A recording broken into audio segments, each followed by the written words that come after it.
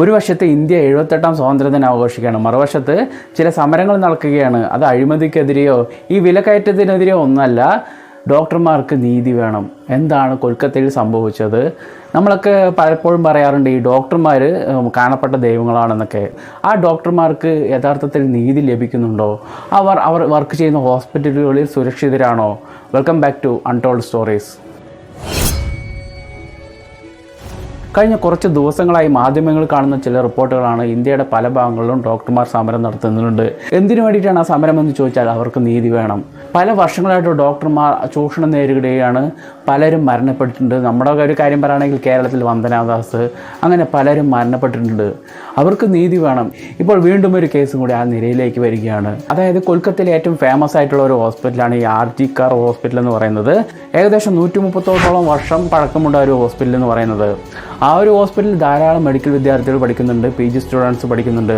അത്തരത്തിൽ ഓഗസ്റ്റ് 9 പുലർച്ചെ ആകുമ്പോൾ അവിടുത്തെ ഒരു PG സ്റ്റുഡൻറ്റ്, അതായത് ചെസ്റ്റ് വിഭാഗത്തിലാണ് ആ ഒരു സ്റ്റുഡൻറ്റ് വർക്ക് ചെയ്യുന്നത്, നീണ്ട 36 മണിക്കൂറത്തെ ഡ്യൂട്ടിക്ക് ശേഷം വിശ്രമിക്കാനായിട്ട് ഒരു ഇടം തേടുകയാണ്.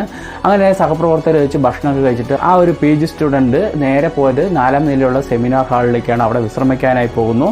എന്നിട്ട് ആ സഹപ്രവർത്തകർക്ക് പറയാണ്, ഞാൻ ഇത്തിരി വിശ്രമിക്കട്ടെ, എന്നെ രാവിലെ വിളിച്ചോളുന്നു. അങ്ങനെ ആ ഒരു PG സ്റ്റുഡൻറ്റ് അവിടെ കിടന്നുറങ്ങുകയാണ്. പിറ്റേന്ന് രാവിലെ 7:30 ആകുമ്പോൾ ക്ലീനിങ് വർക്കർ ഉണ്ടാവില്ല ഈ ഹോസ്പിറ്റലിലൊക്കെ, അവർ ഈ ഒരു സെമിനാർ ഹാൾ ക്ലീൻ ചെയ്യാൻ പോയപ്പോൾ കണ്ട കാഴ്ച ദയനീയമായ ഒരു കാഴ്ചയായിരുന്നു. അവിടെ ഒരു പെൺകുട്ടി മൃഗീയമായും ക്രൂരമായ രീതിയിൽ മരണപ്പെട്ട് കിടക്കുന്നു. ഉടനെ തന്നെ ആ ഒരു വർക്കർ എല്ലാവരും വിളിച്ചു വരുത്തുകയാണ്. അങ്ങനെ എല്ലാവരും വരുന്നു. അപ്പോൾ തന്നെ അതിൻ്റെ പ്രിൻസിപ്പാളായ സന്ദീപ് ഘോഷ് എന്നയാൾ അവിടെ എത്തുകയാണ്. അങ്ങനെ അവിടെ മൊത്തം ആ സന്ദീപ് ഘോഷ് പരിശോധിക്കുകയാണ്. ആ ബോഡി അവിടെ നിന്ന് മാറ്റുകയാണ്. അതിനുശേഷം ചില മാധ്യമങ്ങൾക്ക് റിപ്പോർട്ട് നൽകുകയാണ്. അതിപ്പോൾ വിവാദമായിക്കൊണ്ടിരിക്കുകയാണെന്ന് തന്നെ പറയാം.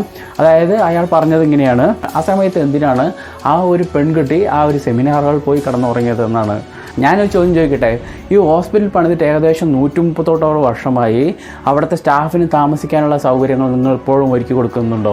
പിന്നെ ഈ ഒരു ഉത്തരം പറയേണ്ടത് നിങ്ങൾ ആവശ്യമില്ല എന്ന് തന്നെ ഞാൻ പറയും. കാരണം ആ പ്രിൻസിപ്പാളിന് ആ ഒരു മറുപടി നൽകേണ്ട ആവശ്യമില്ല. അതുമാത്രമല്ല, ആ പ്രിൻസിപ്പാളിൻ്റെ അറിവോടെ ഈ ഒരു പെൺകുട്ടിയുടെ വീട്ടുകാരോട് വിളിച്ചു പറയുകയാണ് നിങ്ങളുടെ മകൾ സൂയിസൈഡ് ചെയ്തെന്ന്. അങ്ങനെ ഈ ഒരു വിവാദ പരാമർശം നടത്തിയതിൻ്റെ പേരിൽ അവിടുത്തെ ആ സന്ദീപ് ഘോഷ് എന്ന ഒരു പ്രിൻസിപ്പാൾ അവിടെ നിന്ന് സ്ഥലം മാറ്റുകയാണ്. പിന്നെ ആ ഒരു ഹോസ്പിറ്റലിലേക്ക് ആ പെൺകുട്ടിയുടെ അച്ഛനമ്മയ്ക്ക് വരികയാണ്.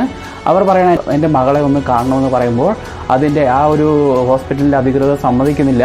പിന്നെ 3-4 മണിക്കൂറിന് ശേഷമാണ് ആ പെൺകുട്ടിയുടെ അച്ഛൻ ആ ഒരു പെൺകുട്ടിയുടെ മുഖം കാണാനായിട്ട് അതിൻ്റെ അകത്തേക്ക് പ്രവേശിക്കുന്നത്. അതിനുശേഷം അവർ പോലീസ് സ്റ്റേഷനിൽ പോയി പരാതിപ്പെടുകയാണ്. എൻ്റെ മകളൊന്നും സൂയിസൈഡ് ചെയ്തിട്ടില്ല, ഇതൊരു കൊലപാതകമാണ്, ഇതിൻ്റെ പിന്നിൽ പ്രവർത്തിച്ചവരെ കണ്ടെത്തണമെന്ന് അവർ പരാതി നൽകുകയാണ്. അങ്ങനെ പോലീസ് അവിടെ എത്തുകയാണ്. പോലീസ് ആ ഹോസ്പിറ്റലുമായിട്ട് ബന്ധപ്പെടുന്നു. ആ പെൺകുട്ടി മരിച്ചു കിടന്ന സെമിനാർ ഹാളിൽ പോയിട്ട് വിശദമായി പരിശോധിക്കുകയാണ്. അവിടെ നിന്നും ബ്ലൂടൂത്ത് സ്പീക്കർ ലഭിക്കുകയാണ്. അതിനുശേഷം അവിടുത്തെ ആ CCTV പരിശോധിച്ചപ്പോൾ അവിടുത്തെ സിവിക് വോളണ്ടറിയായ സഞ്ജയ് റോയ് എന്നയാൾ, അയാൾക്ക് ആ ഒരു ഹോസ്പിറ്റലിൽ എല്ലാവിടേക്കും പോകാനുള്ള ഒരു പെർമിഷനൊക്കെ ഉണ്ട്. അതുമാത്രമല്ല ഉന്നതരമായിട്ട് പല ബന്ധങ്ങളും അയാൾക്കുണ്ട്. അതുമാത്രമല്ല അന്നേ ദിവസം രാത്രി അയാൾ മദ്യപിച്ചിരുന്നു എന്നും പറയപ്പെടുന്നുണ്ട്. അങ്ങനെ ആ സഞ്ജയ് റോയ് എന്ന് പറയുന്ന ആൾ 4 മണിയായപ്പോൾ, പുലർച്ചെ 4 മണിയായപ്പോൾ ആ ഒരു സെമിനാർ ഹാളിലേക്ക് കടന്നുപോയതിനായി CCTV ദൃശ്യങ്ങൾ സൂചിപ്പിക്കുന്നുണ്ട്. ആ കടന്നുപോയപ്പോൾ അയാളുടെ ചെവിയിൽ ബ്ലൂടൂത്ത് സ്പീക്കർ ഉണ്ടായിരുന്നു. തിരിച്ചു വരുമ്പോൾ ഒരു ചെവിയിൽ ബ്ലൂടൂത്ത് സ്പീക്കർ ഉണ്ടായിരുന്നുള്ളൂ. ഒടുവിൽ പോലീസ് ഒരു നിഗമനത്തിലെത്തുകയാണ്, ഈ സഞ്ജയ് റോയാണ് ഈ ഒരു കുറ്റകൃത്യം ചെയ്തതെന്ന്. അങ്ങനെ പോലീസ് ഈ സഞ്ജയ് റോയെ പിടികൂടിയാണ്. പിന്നീട് ഈ കേസ് CBIക്ക് വിടുകയാണ്. CBI അന്വേഷണം ആരംഭിക്കുകയാണ്. ഈ സഞ്ജയ് റോയുടെ ഒരു പേഴ്സണൽ കാര്യം പറയുകയാണെങ്കിൽ ഇയാൾക്ക് 4 ഭാര്യമാരുണ്ടായിരുന്നു. ഒരു ഭാര്യ മരിച്ചു, എന്താ ക്യാൻസറൊക്കെ വന്ന് മരിച്ചു എന്ന് പറയുന്നു.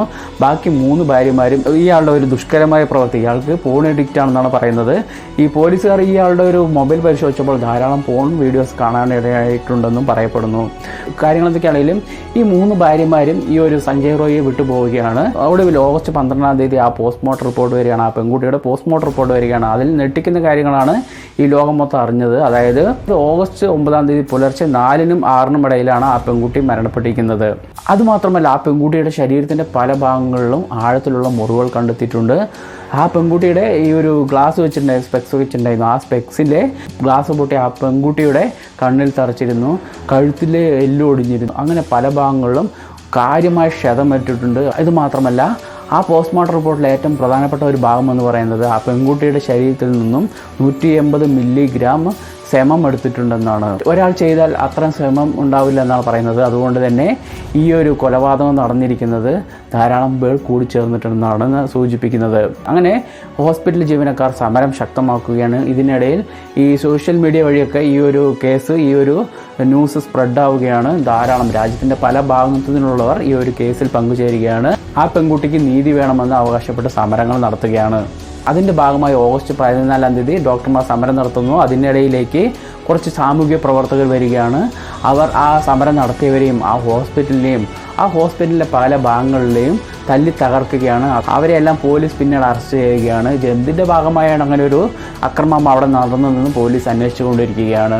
കാര്യങ്ങൾ എന്തൊക്കെയാണെങ്കിലും ഇതിനിടയിൽ മറ്റൊരു സംഭവം കൂടി ആ ഒരു ഹോസ്പിറ്റലിൽ നടത്തുകയാണ്. അതായത് ഈ ഒരു പെൺകുട്ടി മരിച്ചു കിടന്ന ആ ഒരു സെമിനാർ ഹാളിൻ്റെ സമീപത്തായിട്ടുള്ള ഒരു മതിൽ തകർക്കുകയാണ്, അതായത് ചുമര് തകർക്കുകയാണ്. അപ്പോൾ ചിലരൊക്കെ ചോദ്യം ചെയ്യുകയാണ്, എന്തിനു വേണ്ടിയിട്ടാണ് ഈ ചുമര് തകർക്കുന്നത് ചോദിച്ചപ്പോൾ ഇവിടുത്തെ സ്റ്റാഫിന് താമസിക്കാൻ ഒരു സൗകര്യം ഉണ്ടാക്കി കൊടുക്കാനാണ് നിങ്ങൾ പൊളിക്കുന്നതെന്നാണ് അവർ പറഞ്ഞ മറുപടി എന്ന് പറയുന്നത്. കഴിഞ്ഞ 138 വർഷമായിട്ടും അവിടെ ഒരു സ്റ്റാഫിന് താമസിക്കാൻ സൗകര്യമില്ല എന്ന് അധികൃതർക്കൊക്കെ അറിയാം. അതിൻ്റെ പിന്നിലും ചില ഗൂഢാലോചനകൾ ഉണ്ടെന്ന് നമുക്ക് തന്നെ ഊഹിക്കാം അല്ലേ.